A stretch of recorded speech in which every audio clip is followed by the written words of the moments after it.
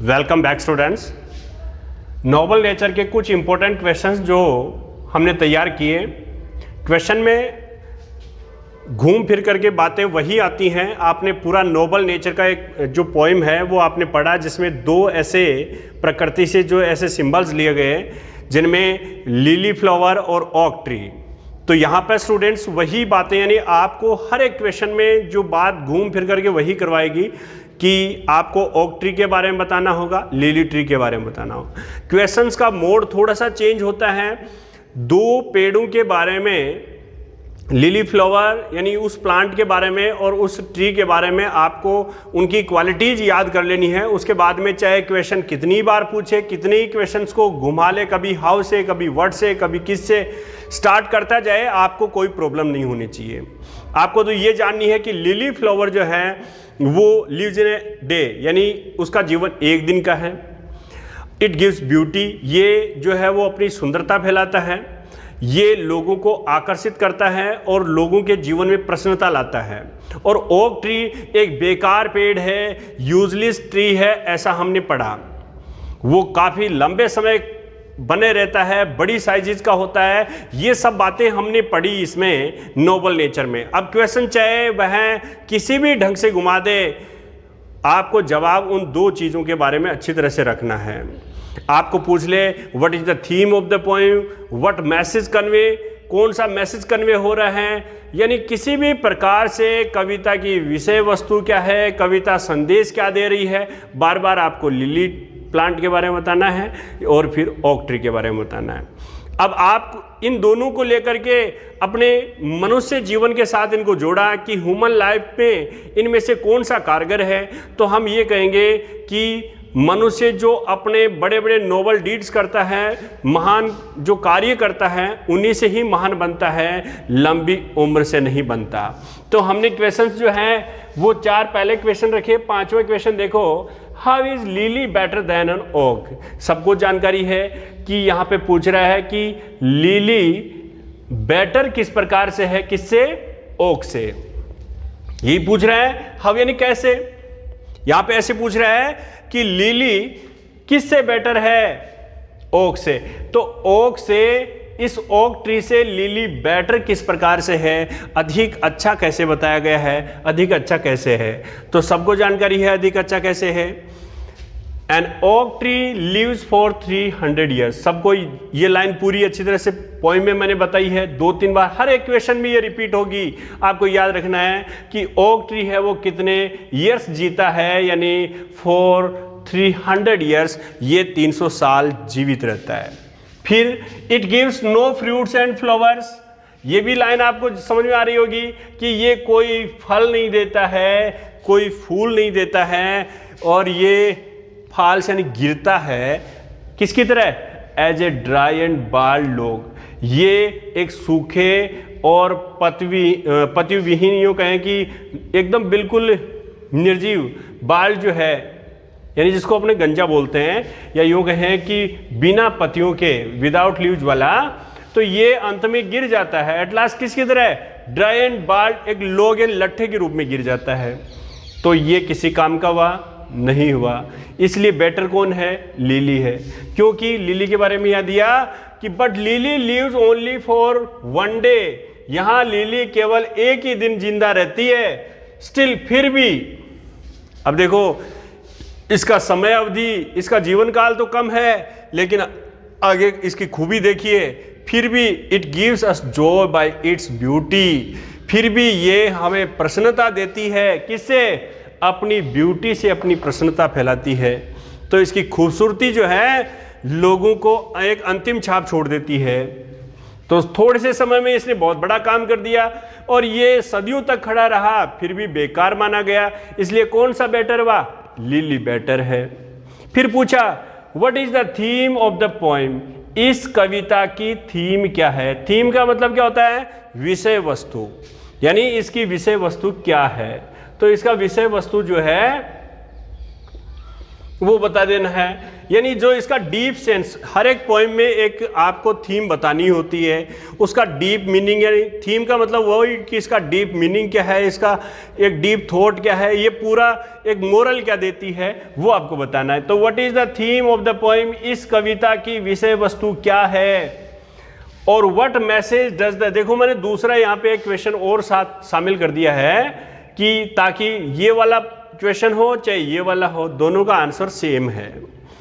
What message does the poet convey through the poem, इस कविता के माध्यम से कवि क्या संदेश देना चाहता है, क्या संदेश दे रहा है।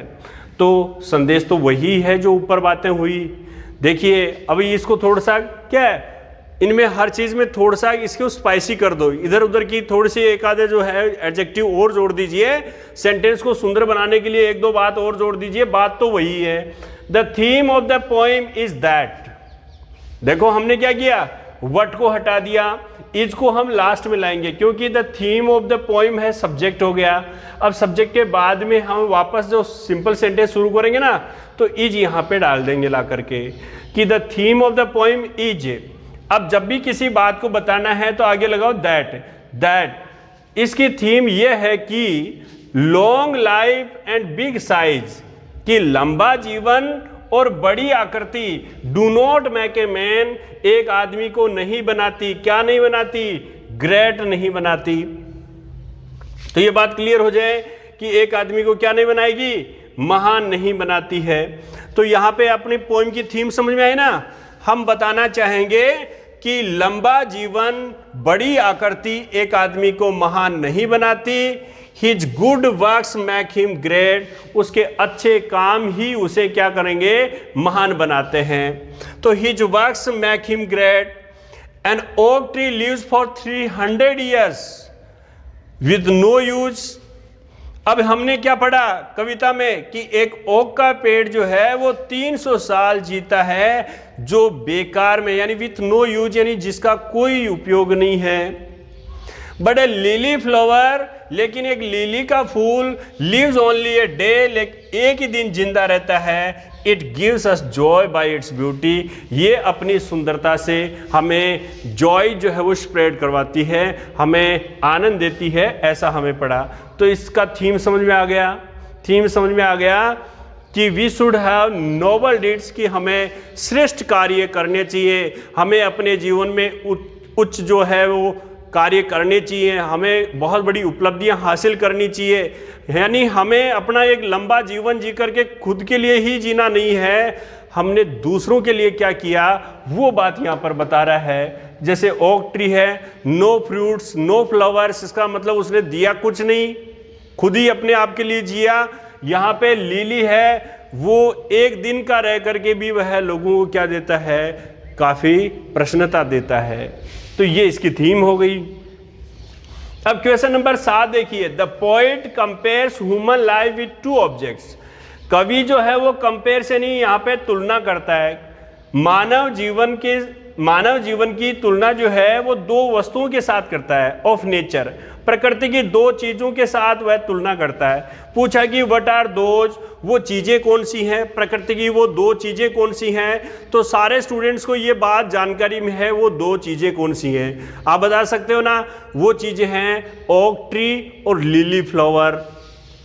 अब पूछा, देखो ये मैंने इसके साथ ये क्वेश्चन और जोड़ दिया गया यहाँ पे, चाहे क्वेश्चन ऐसे पूछे या फिर क्वेश्चन ये पूछ लेगी, how does the poet compare 2 objects of nature, कि कवि किस प्रकार से प्रकृति की 2 चीज़ों के साथ तुलना कर रहा है विथ ह्यूमन लाइफ, यानी मानव जीवन के साथ। तो किस प्रकार से कर ले, चाहे वो चीज़ें क्या थी ऐसे पूछ ले, आपको जवाब में तो वही बात लिखनी है। और वो 2 चीज़ें क्या हैं, lily flower and oak tree. तो जवाब में क्या लिखोगे, the poet compares human life with 2 objects. देखो यहाँ पे पूछा the poet compares human life with 2 objects, आप भी यहाँ पे लिख दीजिए the poet compares human life with 2 objects of nature, यहाँ तक आ गए। अब पूछा व्हाट आर दोज, इनका जवाब यहाँ पे आप लगा दोगे। ये पूरा क्वेश्चन यहाँ पे पूछा गया कि व्हाट आर दोज भी क्या है, तो आपने डैश लगा के लिखना चाहा ए लिली फ्लावर, यानी एक तो हो गया लिली फ्लावर, दूसरा हो गया एन ओक ट्री। जवाब तो यहाँ तक फिनिश्ड हो गया। लेकिन अपनी एग्जाम में क्या करते हैं कि वह 20 से 30 या 30 से 40 शब्द मांगता है, तो कम से कम हमें 20-30 शब्द लिखने होंगे। अब वही बातें लिखनी है, घूम फिर करके आपको लिली फ्लावर की बारे, उसकी क्वालिटी, ओक ट्री की क्वालिटी, ये जानकारी में रखनी है।